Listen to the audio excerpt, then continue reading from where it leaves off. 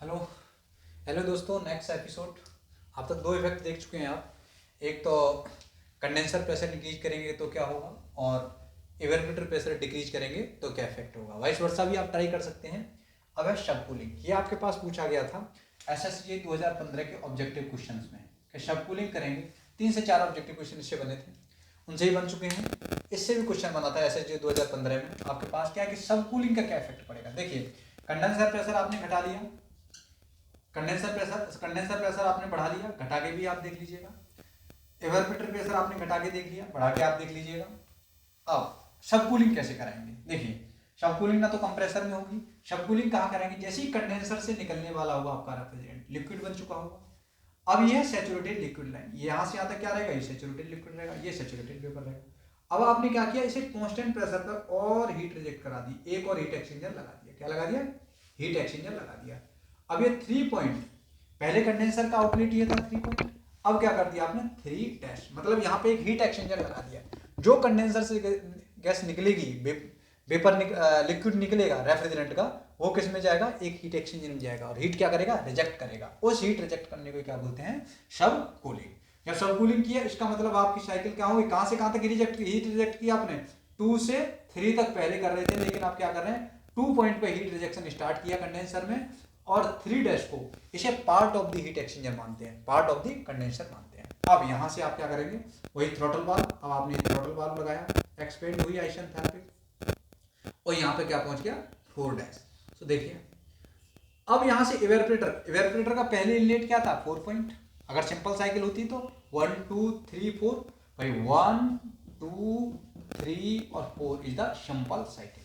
New cycle क्या है आपकी, 1 2 3 डैश और 4 और 1, ये आपकी न्यू साइकिल है। देखिए, 1 से शुरू हुई, 1 से 2 आइसेंट्रोपिक कंप्रेशन, 2 से 3 डैश तक आप मानेंगे हीट रिजेक्शन, और 3 से 4 डैश तक आपका क्या हो गया, एक्सपेंशन वाल्व, और 4 डैश से 1 तक ये आ गया आपके पास इवेपोरेटर। अब देखिए क्या फर्क पड़ा भाई, अब इवेपोरेटर कहां से कहां तक लगा है, अब इवेपोरेटर कर रहा है इस एरिया में काम, मतलब इस पॉइंट की इंथैल्पी H1 और इस पॉइंट की H4 डैश, तो H1 माइनस की H4 डैश क्या बताएगा, रेफ्रिजरेटिंग इफेक्ट बताएगा।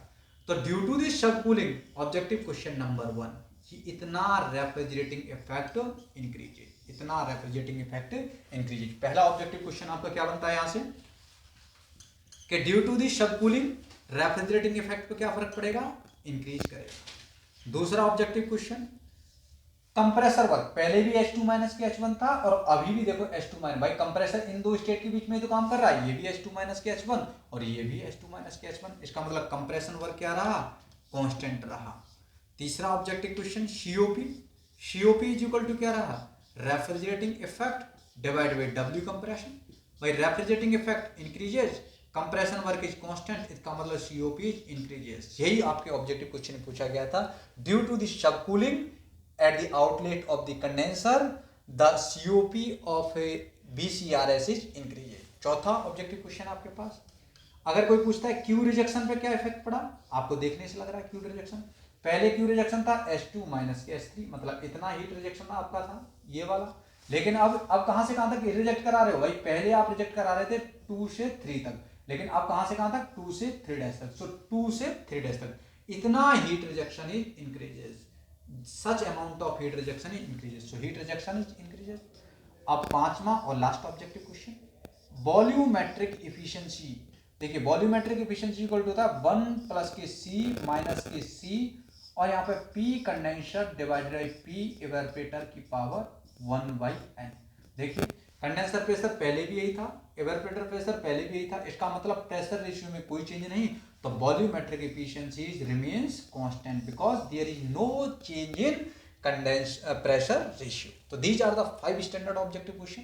टीएस डायग्राम आप बनाइएगा, इसका टीएस डायग्राम आप ट्राई करिएगा, कांस्टेंट प्रेशर लाइन आप ड्रा करेंगे और हो जाएगा। अब जल्दी से आप देख लीजिए लास्ट इफेक्ट और सुपर हीटिंग। क्या देखेंगे आप, सुपर हीटिंग।